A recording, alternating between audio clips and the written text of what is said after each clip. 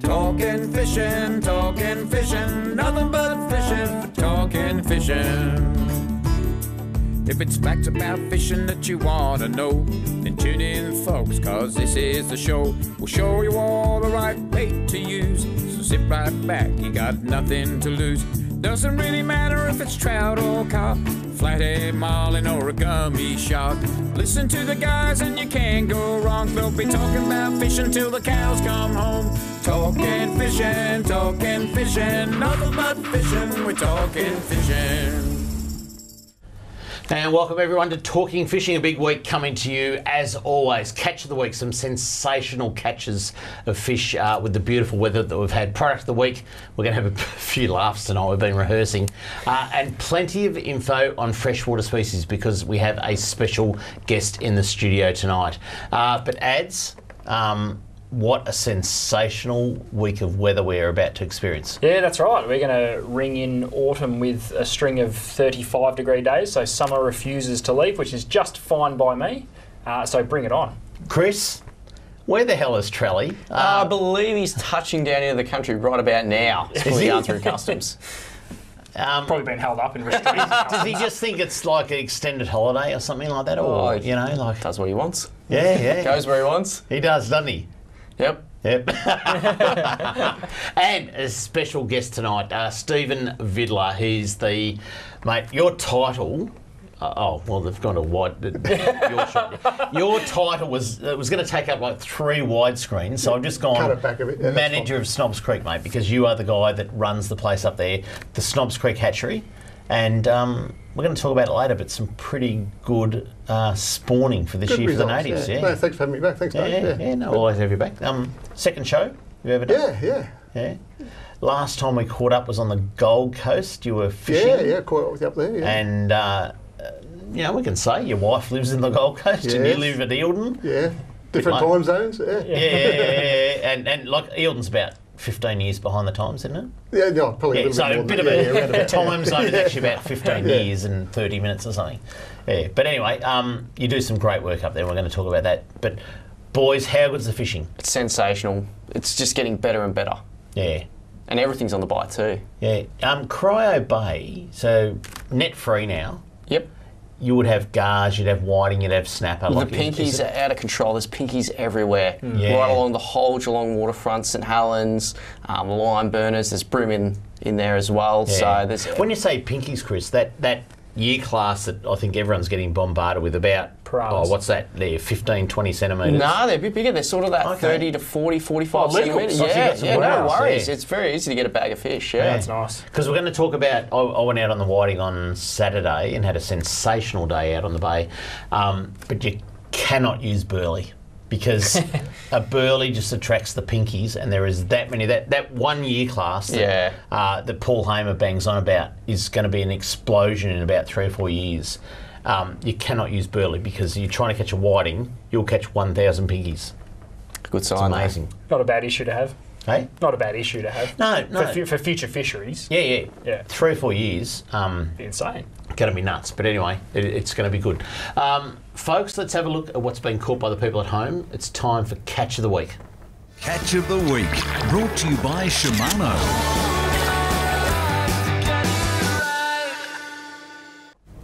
Now, a cracking mixed bag this week, boys. I've got to say to you. And let's kick it off with, King George whiting, because it is the season. And Luther and Oscar Luo, they were out with Sean Ferdier from Think Big Charters, who is absolutely dominating on the King George whiting at the moment. And Sean got his customers onto some beautiful Western Port King George whiting. That is just sensational, isn't it? It's so good to see the whiting fishery this season doing what it's supposed to, because it was a bit poor the last couple of years. Yeah. It's been a phenomenal year. Not this year, though. It's fantastic. Yeah. Chris, phenomenal. over your side as well, because I reckon we're seeing the bigger fish in Western Port.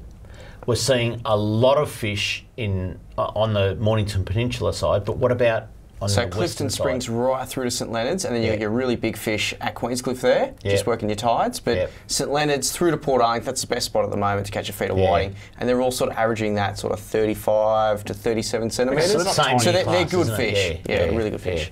All right, let's keep going through sticking in Western Port. Brendan Hogg, a beautiful gummy shark off the kayak. Thank you very much. Stop it. Wouldn't have got that in a boat. Too loud. There's some That's a massive gummy. I know. That's beautiful and great photo. Well done, Brendan. He actually hooked that fish at the top of the runway there in the middle spit and got towed down the shore where he eventually landed it. All right, let's keep on the gummy shark theme, and Rye has been sensational. I know a lot of people catching some of the big girls that are pregnant and putting them back, but look at this one, a lovely table-sized fish by Rick Wagner. And thank you very much. You don't get them at Lake Eildon, Steve. No, not too many of those. There's a little bit shy out there, A terrible year on the gummies. Quite a bit. We didn't breed too many. All right, something we've talked about all season, I reckon even from back in November, is the yank flathead population in Port Phillip Bay, the blue spot. It's just been sensational. Leah Library from, I'll get this wrong, excuse me, Northern Anglers Fishing Club, something like that. Leah's part of that, and what a classic 51 centimetre beautiful flathead by Leah. It's good in anyone's books. I would love to know with these flathead where they've come from, because we haven't seen Port Phillip Bay. No, but we haven't seen a gradual, size increase through the season. They went from tiny big. Well, we've probably got to get someone like Paul Hamer, I reckon, Steve, on the show, because just interesting. Because I don't reckon you catch a small blue spot, a small yank flathead. They're always pretty big. Like you only ever catch edible. you only ever catch big ones. Yeah, that's a good point, actually. Where's the you talk about the sand flathead, you'll catch a 10 centimetre or a 15 or a 25 or a 40, no bigger, in the sand, but you never ever catch a small. That's blue spot very flathead. Interesting. If anyone was know, Paul would know whether their habits where they go out and come back. Let's keep going. The flathead continued off St Kilda as well. Carrie Brennan, have a look at this, 60 and 40 centimetre respectively from, if you're watching just this, makes left that to 40 right. look little. Let's head offshore now, and Ian Campbell got an absolutely beautiful pike, I'd have to say, off Barwon Heads. Chris, your neck of the woods. That's right, yeah. And I think they actually call that one a short fin pike, even though it's a... So is it a pike or a snook? Oh, it depends what you want to call it, but I'd definitely say it's a pike. Hang on, leave that up for a sec.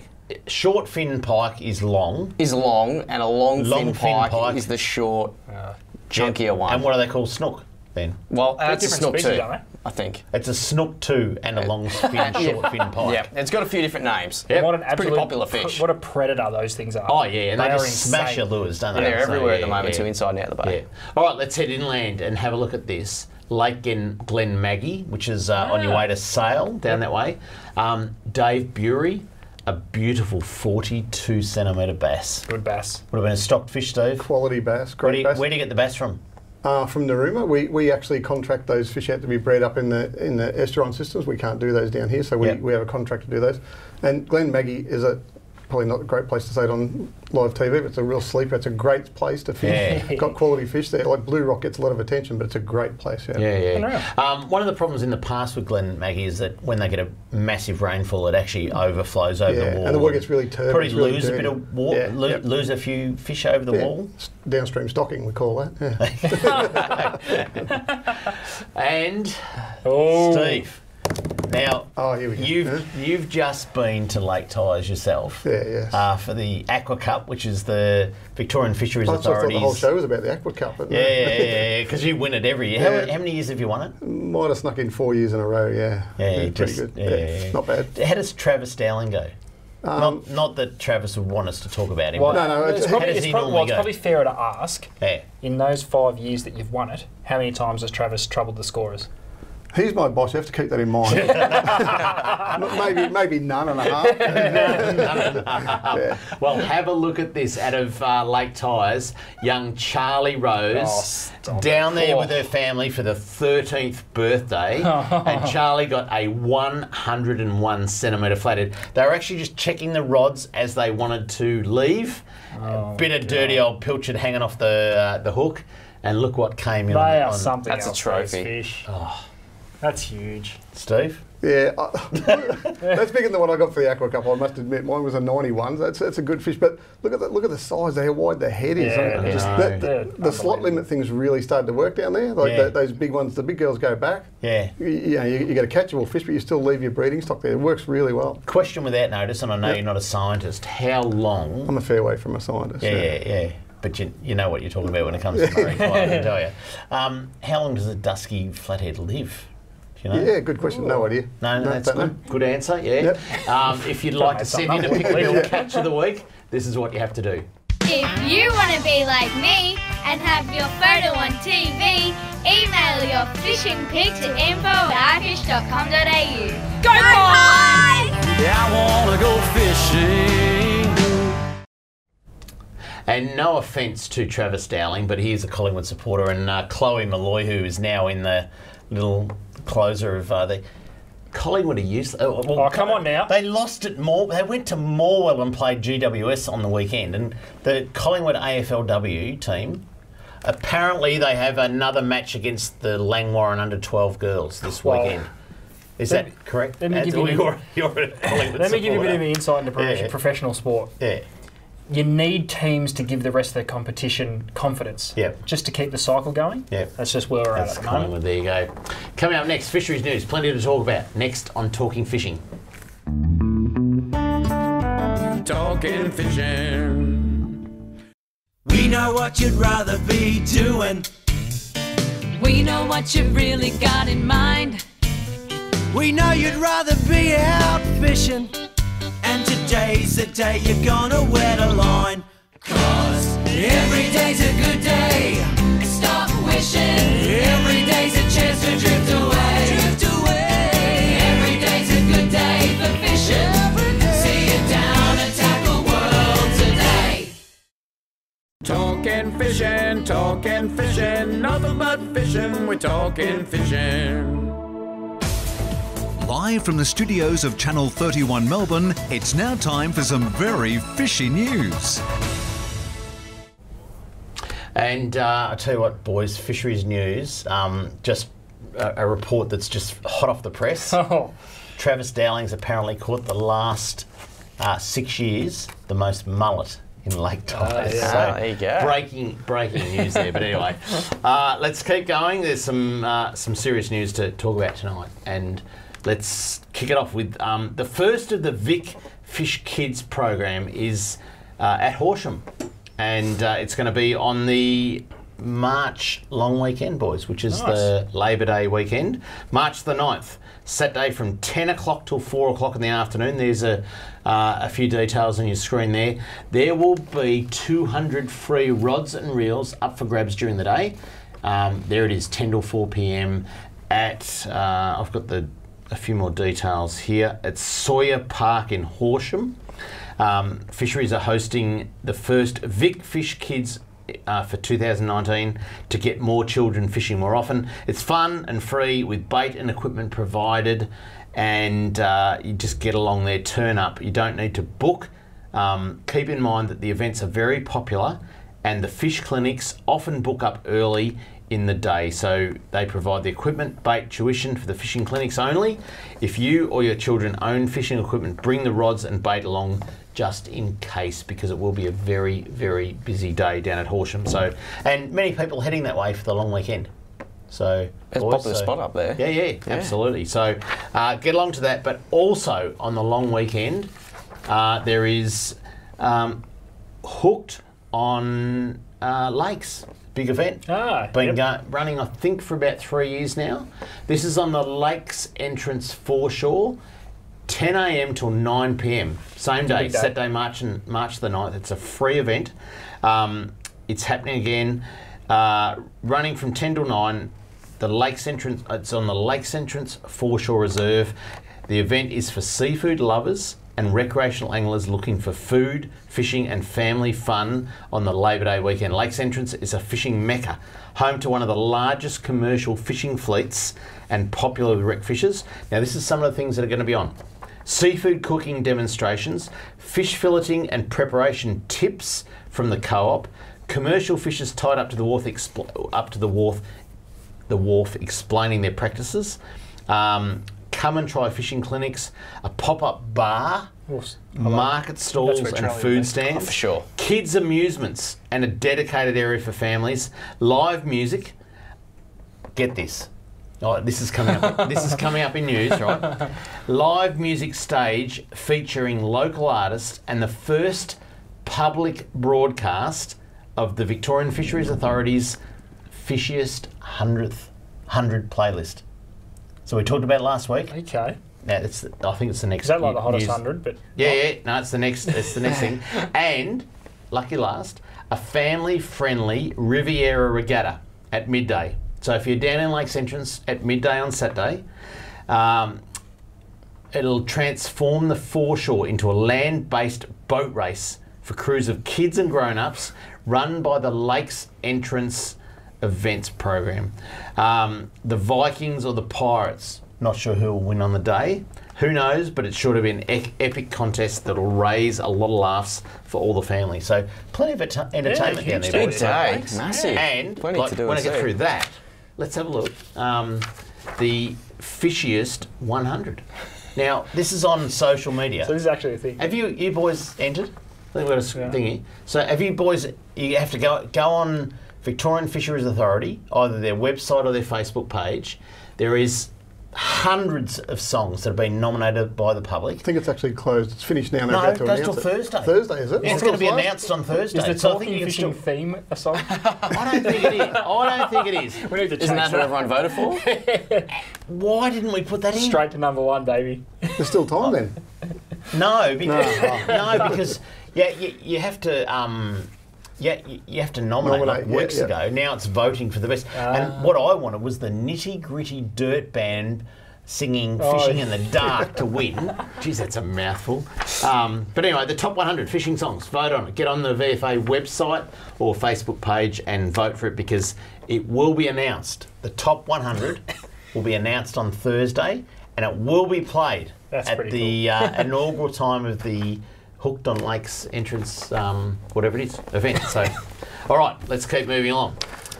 The Western Port Whiting Challenge this weekend. It is the 30th annual Whiting Challenge. Massive event. I will be presenting the prizes at 4 p.m. on Sunday. There's a boat, trailer and motor up for grabs, which is a random draw. If anyone catches a 1 kilo whiting, the first person to bring it in to weigh will win a $1,000 in cash straight out of Paul Worsling's wallet, which I can tell you is just got moths galore. Has not been opened for a while. The heaviest 2-day bag will win a beautiful picture, a hand-painted original painting from Bridget Thomas of a King George whiting, and lots of other prizes. So pretty good. Get along there. If you want to have a look at it, get down there Sunday 4 o'clock for the presentation. And lucky last, a big talk night tomorrow night. Adam, you're going to be there as well. I'll be there. But a massive talk night down at Mornington Mazda. If you want to come along, you need to ring Tackle World Cranbourne or Tackle World Mornington tomorrow from 9 a.m. And get in. But first of all, we have Paul Hamer, Dr. Paul Hamer, the absolute expert in King George whiting. He's going to tell you all about the science, what's the recruitment like, what are the seasons like in the coming years. Then the panel, myself, Sean Ferdier from Think Big Charters, Don Newman, who is holding a 49 centimetre King George whiting in the background there, and Adam, your MC of the panel. I will be. Big night, Mornington Mazda. Get there at 6:30 tomorrow for pizzas and the talks night at the talks start at 7 o'clock. So massive, you know, a few events going on. Yeah, I like it. Bit happening. Yeah, bit happening. So there you go. So all that aside, the other big news, Steve, is that Lake Eildon's on fire. Not literally. I hope not since I left. No, but one of the things you guys did, the VFA, when I say you guys, is you did some electrofishing along the wall about a week and a half ago. A few different places, Like there was some work on the wall then, and what they did, they electrofished it, I think, 2-3 years ago. Yep. So they went back over the same areas, electrofished that again to compare the results. Pretty amazing stuff came out. Tagged a lot of fish? Tagged all the fish they brought in over 30, all the Murray Cod over 35 centimetres were tagged with a phone number on there for people to call back. Yeah, really interesting. Yeah. We've got a video though, all that. Yeah. Because you made a great video. Let's have a look at what happened up at Lake Eildon in about a week and a half ago. Today we're doing a fish population survey of our fantastic Murray Cod fishery here at Lake Eildon. Over the last few years we've stocked thousands of Murray Cod and golden perch into the lake, and we're coming back now to see how those fish have grown and how many fish are in the water. The Arthur Ryler Institute researchers are fantastic, so these guys come out in the field, they provide us with really valuable information that we can use to make our management decisions on, and we can use it to engage the community as well. We're assessing the health of the cod population in relation to the stocking that Fisheries Victoria have done over the last 5 or 6 years. Electrofishing is a tool that's used worldwide. It's a system that puts a current into the water via the anodes, which are the booms that you would have seen on the video at the front of the boat. That current that goes into the water is a pulse current which attracts the fish up to the anodes, and as the current gets stronger, it temporarily immobilises them. When they're immobilised, that gives us a chance to net the fish and putting them into the holding well on the tank so that we can measure, weigh and tag the fish and then release them. Weighing for 385. The surveys do determine the health of the species or the health of the population, because anglers normally target only catch certain size fish. Whereas doing this survey, it also gives us an indication of all of the smaller fish that they don't catch. So when you have a fishery that's got all the different size classes, you know you've got a healthy population. And we're finding that here in Lake Eildon. We think fishing is a fantastic pastime for people to get out and enjoy the outdoors and catch fish, and the community in Victoria love it as well. So all of these commitments to get more people fishing are great. The people that have come down today I think have really enjoyed it.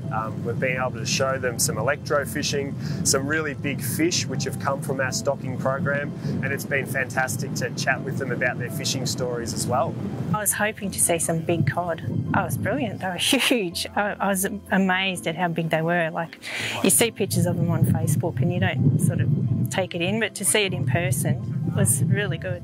I came to come see what the fishery guys are up to. I love to see this sort of stuff and the electro fishing. It's good to learn about it, and it shows the background stuff that the everyday fisher doesn't get to see. And you know, people think it's just about stocking lakes and just releasing fish, and that's how we get our great fisheries, but it's not. We get these tagging programs and the electro fishing, and that shows you, you know, the data and the numbers of fish that are around. We've stocked thousands of Murray Cod in here over the years, and we've seen that those fish have grown from little tiny fish to bigger and bigger and bigger, and now there's lots of anglers catching that fish of a lifetime. And we've been seeing some of those fish in the electro fishing results this week as well. It's all part of the government's Target 1 Million plan to get more people fishing more often. So fish stocking, very important, and we need to make sure it's working, and so far the results say that it is.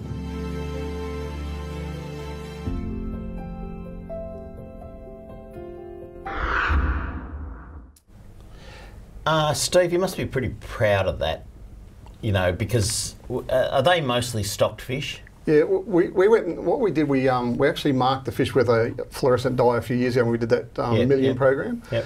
The feedback that came back, that was over 99% of the fish were hatchery stock. So they don't, they'll spawn in there, but they don't, there's no recruitment, they don't survive. Yeah. So our stocked fish are what you're seeing come out of there. Yeah.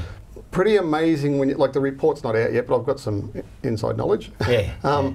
They electrofish around the edges, and obviously Lake Eildon's a massive water supply. It's 550 kilometres around that shoreline, you know, at full.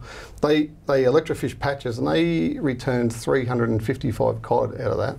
Wow. Pretty amazing stuff. And they were from some are even this year's stock up to that, you know, those big ones you see in the footage there that were you know, 70 pound in the old scale, so you know, well over that 36 kilo mark. You know, pretty amazing fish. Yeah, that is amazing, something to be proud of. We're going to keep moving along, but we need to talk to Steve about how he's gone with Murray Cod breeding this year.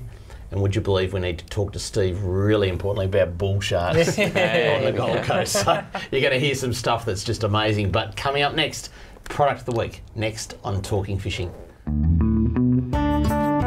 Talking Fishing.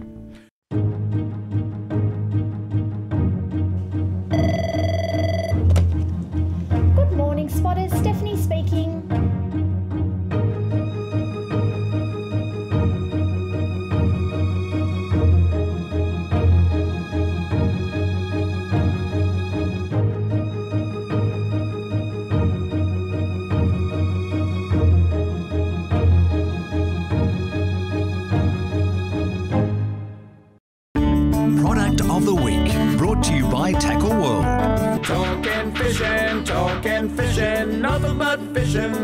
talking fishing. Welcome back to Talking Fishing, and we're going to hop straight into product of the week. And this week, something a little bit different, but a little bit cool. We have seen AFN deck mats before. We may have even featured them on the show, I'm not too sure, but we have got the brand new 2019 designs with a few new species they've thrown in there. For those that don't know what the Helm mats are, they are basically designed to give you something light and soft that you can stand on while you put in 1,000 casts a day looking for that trophy fish. We use them everywhere. We use them in the shop. We use them behind the tills, anywhere where we're standing for a long time, take a little bit of pressure off the ankles and off the knees. Dave, the new prints on these deck mats. Well, hold the great white shark so cool. Up. Have a look at that is the great white shark. So the best thing about these, it's not just your standard little, average fish pose. No. It's a gnarly great white showing all of its pearly whites. But there's also beautiful tuna. There's beautiful Murray Cod. That's right. They also come in trout. Yeah, so they're the new barramundi, species. The dog tooth and the... Now, Eds, can I challenge you, right? Because I don't know that you've actually stood on one. Come with me. No, we're going to... Let's come around. Have a walk off, Chris. Although this might be a bit embarrassing because people are going to see what we wear underneath the... behind the bar, but anyway, I've got my good shorts on. You feel that? Now we might pan down and have a look. I've got my best Pelican Billabong shorts on here. Yours aren't too much better, but anyway. I'm wearing my wife's shorts apparently. How good is that under your feet? Yeah, so these aren't just a little gimmicky thing. No, they make a lot of sense. If you're going out on the tuna for the day, and not many people like to sit down on the boat, you'll be standing up, driving. And that is just taking all the shock out of your feet. Have a look at that. That's right. I'm jumping up and down there. Got the fancy shorts, but that is so good on your feet. It is. And if you're out on the tuna for 10 hours out of Portland and you're bouncing around on the waves, that under your feet makes all the difference for a good fishing day. It does make a huge difference, and you don't know this until you get back in. Right. But they are really cool. So there's that many species now, Dave, that regardless of what you're into, there will be a species now that suits your fishing style and your tastes. So hop in and check them out. They are incredibly soft, they're practical, and they look awesome. I reckon the trout one's fantastic. Yeah, it is cool, isn't it? No, the cod one's better. Yeah. There you go. So there you go. Helmet, something different. Just another little special shout out here, Dave. Yeah. Check these little puppies out. I'm holding the brand new Talking Fishing stubby holder, and we have also got shirts, Dave. Now, very trendy. Yeah. We had nothing to do with it. No, it's all Kevin. Kevin. So jump onto talkingfishing.com.au, grab yourself a stubby holder and a shirt. Yeah, Kevin's proud of this. And they're all, look at that, our signatures are even on the print. There you go. So they're worth pretty special.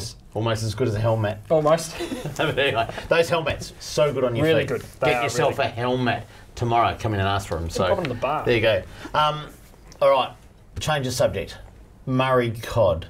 So we saw how good the fishing is, Steve. Tell us how good the breeding season's been. We've had an exceptional year this year. I know we said that last year. We broke our all-time record of a 70-year-old hatchery last year with 643,000, I think, something like that. As of today, the figures I actually gave you, we've actually harvested another pond this morning, so we're 763,900 out of the hatchery so far. Murray Cod. Murray Cod, yeah.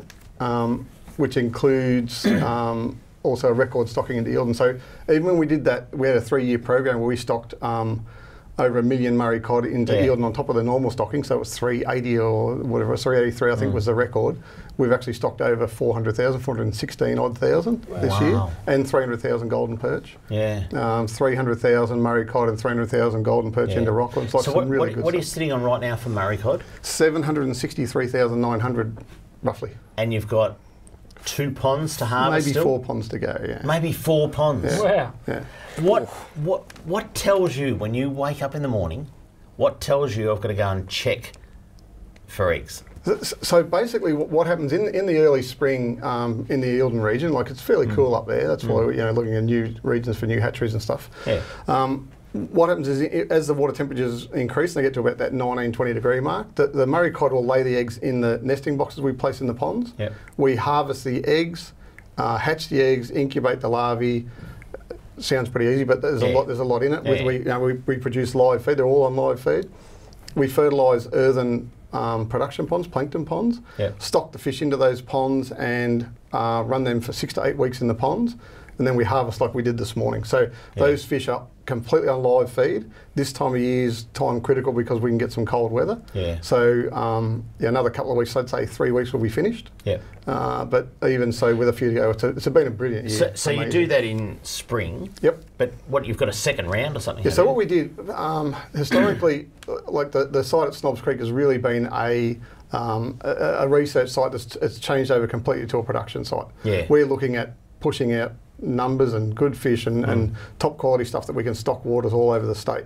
So what we do is, instead of just doing a one production run, particularly this year's been a great year, we've reused, I think, virtually every pond twice. It's pushing it a little bit. Now, when you say the water's getting cold, does that could kill the fish? No, what it does is the feed is dependent on the temperature. So because it's all natural live phytoplankton and zooplankton, so it's live living plankton organisms in the water that we fertilise to produce. When the temperatures drop down, that production slows down, and the metabolism of the fish slows down. So everything just virtually another month up in the cold country in Eildon, time's over. It's pretty much finished. Either that or we hold fish all over winter and they don't. They'll grow from 1 gram and they'll still be 1 gram when we come out in the spring. So a really key point to it is, even though we've concentrated and broken all-time records for the cod production, at the same time we've also increased the trout production, so it's all hand in hand, and we've still done over 1 million trout again. So like everything's really booming. So like a probably 71-year-old site now is just absolutely hitting all-time records. It's never done, like, not even close to that. That's really, like, we're really proud of it. I mean, I'm the one that gets to sit here in front of the cameras and spruik it, but there's a whole team there, like Ryan Shoesmith that's come on now and looking after all the native stuff, and learn. Every place you go to is a little bit different, and he's taken that on. And John O'Peany stocks all the fish. That's a whole crew thing. The Kangas out there draining ponds at 4 o'clock this morning. It's really pretty full on. And you've got a government commitment to build a new native fish hatchery, probably around the Shepparton region. So exciting! How good's that going to be? If we can squeeze these last drops out of a small little 10, 12 plankton pond facility up in the hills, what we can do in that new thing, and a bit of technology and planning, it's just so exciting. That's huge. There you go. Good stuff for fishing in Victoria, because the Murray Cod is back, and as you saw in the video earlier on, I mean, it's just unbelievable. Coming up next, Kramer's Mailbag, and we're going to talk to Steve about bull sharks. Bull sharks on bull sharks on the Gold Coast. Coming up next on Talking Fishing. Talking fishing. We know what you'd rather be doing. We know what you've really got in mind. We know you'd rather be out fishing. And today's the day you're gonna wet a line. 'Cause every day's a good day. Stop wishing. Every day's a chance to drift away. Drift away. Every day's a good day for fishing. See it down and tackle world today. Talking fishing, nothing but fishing. We're talking fishing.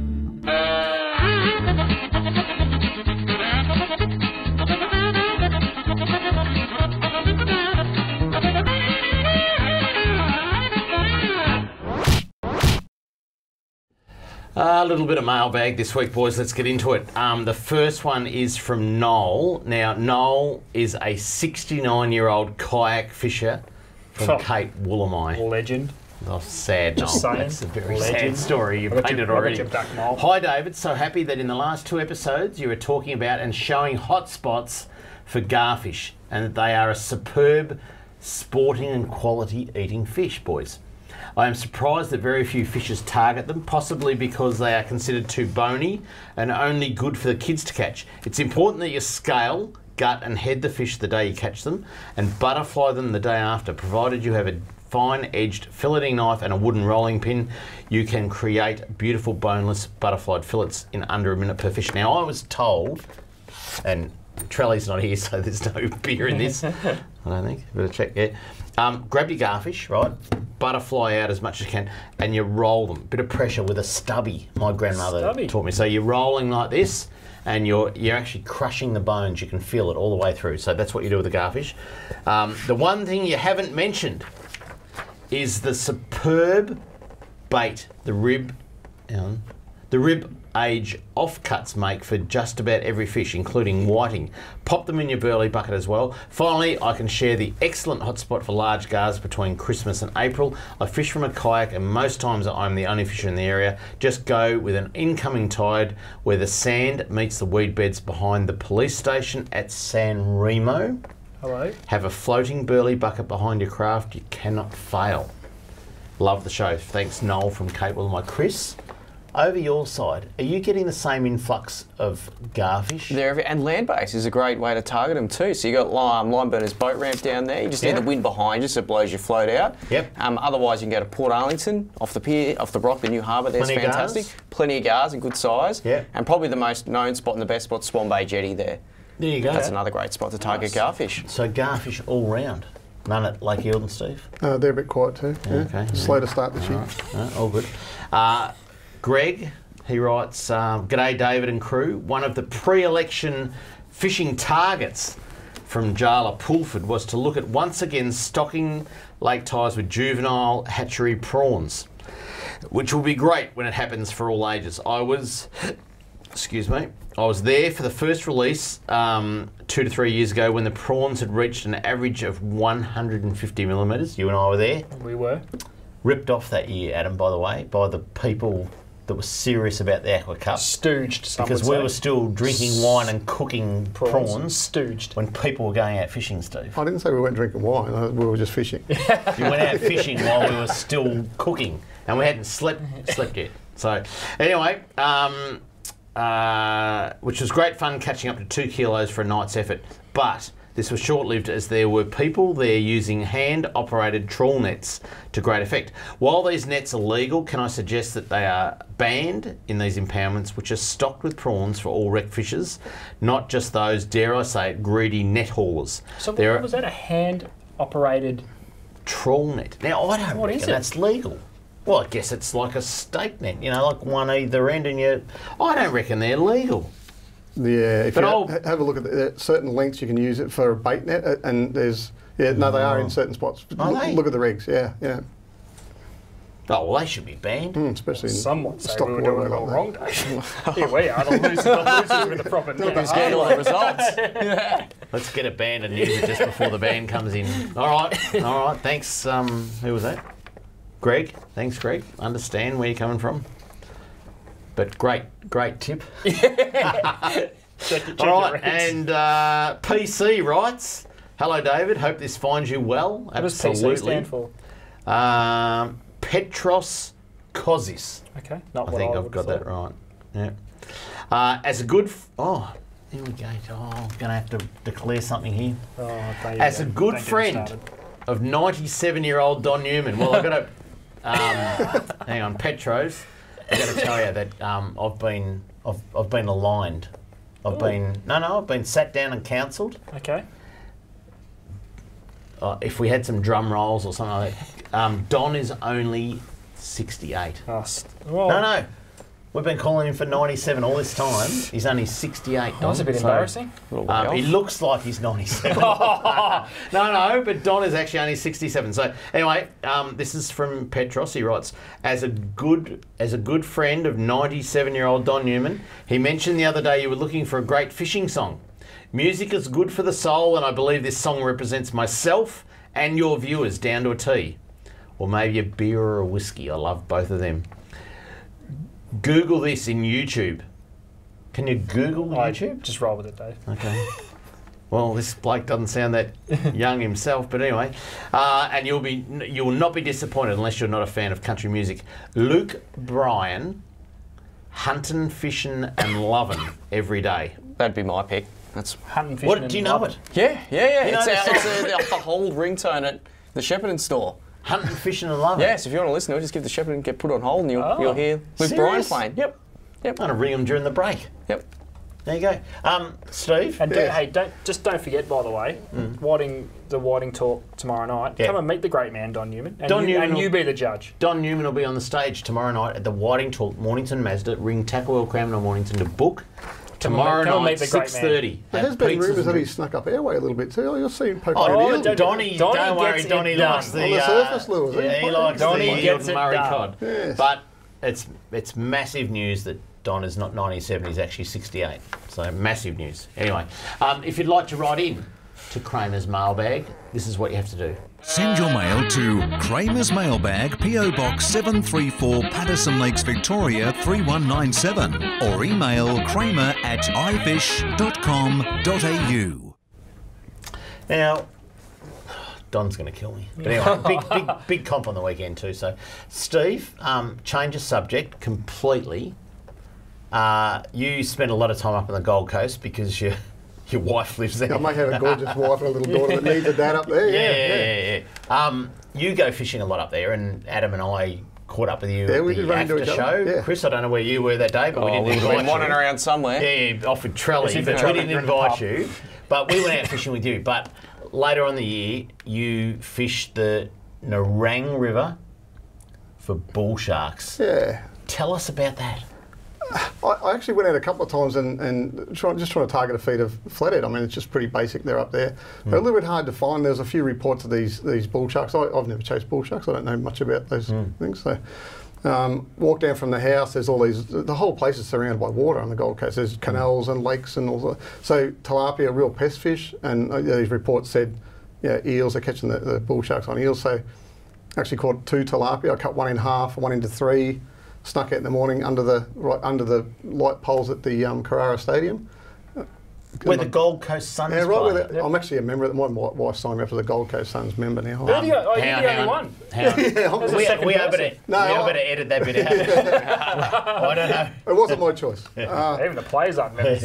So I managed on 5 baits. I managed 5 bull sharks. What?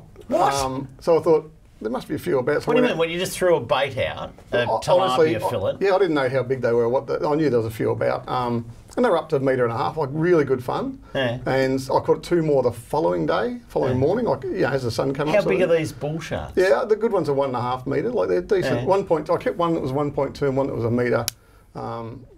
For a feed, you only had to keep 1 a day. Yeah. So I kept one from down closer in They're allowed to eat 3 of you a day. Yeah, that's right. No bag limit on humans. But surprised, good to catch, great fun. I started to fish lighter and lighter and have a bit of a play. What are they like on the chew? Good, like amazingly good. They'll match up with any gummy or school shark. Yeah, really good. Like same thing, bled and put on straight on ice and looked after. Yeah, like surprising. There you go. Gummy sharks on the Gold Coast. That's not going to be a hot spot. I tell you what. Coming up next is the hot spots. We're going to go to a break. See you soon on Talking Fishing. Talking Fishing. G'day, Callan here from Paul Worslam's Tackle World Cranbourne. Supercharged batteries have been supplying maintenance-free marine batteries since 2001. The Seamaster Gold range is second to none, delivering superior starting power and reserve capacity. No need to top up with water, truly a fit and forget battery. With up to 2 years replacement warranty, you know you have quality. Your battery is your lifeline. Without it, you're dead in the water because it's bloody hard to push start. I've got a Seamaster battery in my boat.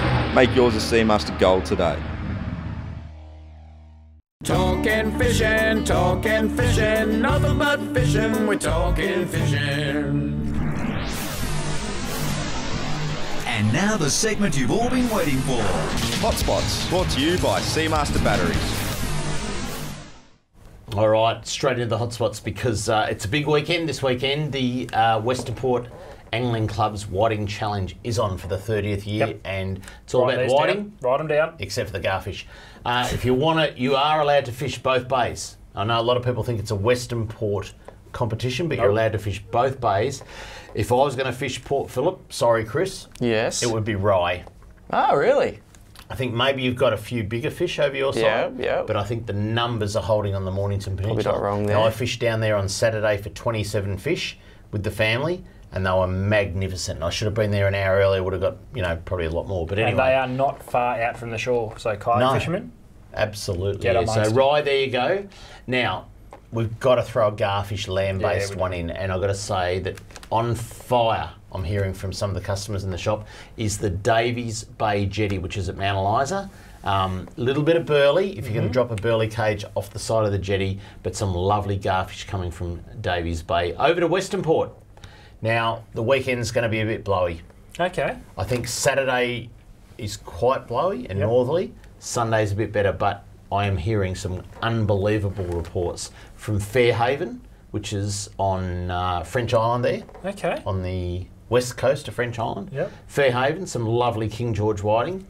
If you want to really escape that northern wind, head down to the next hotspot, which is the Tortoise Head Bank, on the southern end, or the southeastern end, if you like, of Tortoise Head Bank.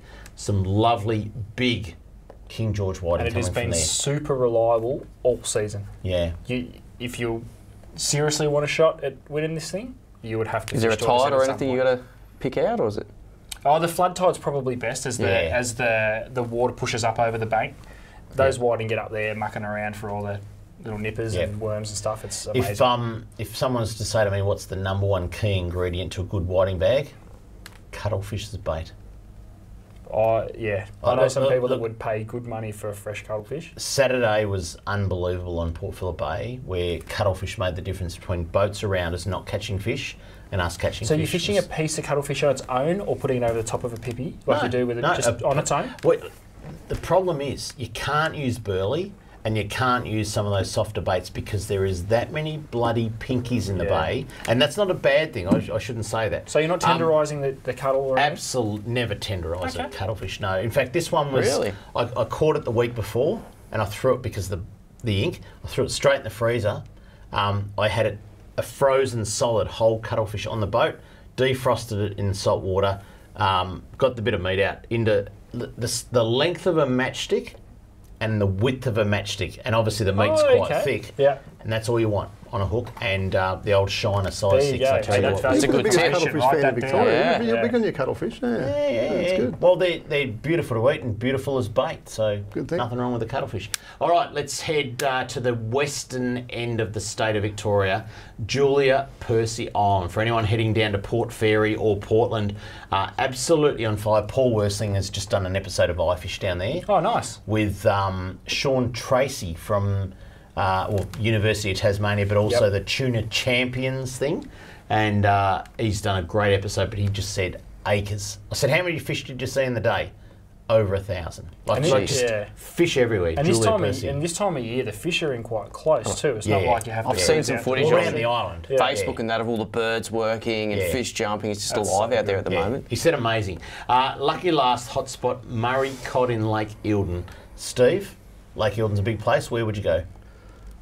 Honestly, the top end now of where the water's coming in. If we get a little bit of rain, a little bit of flow, like it's a little way off yet. But there's no rain coming. Yeah, Jane Bunn said so. There's no rain coming.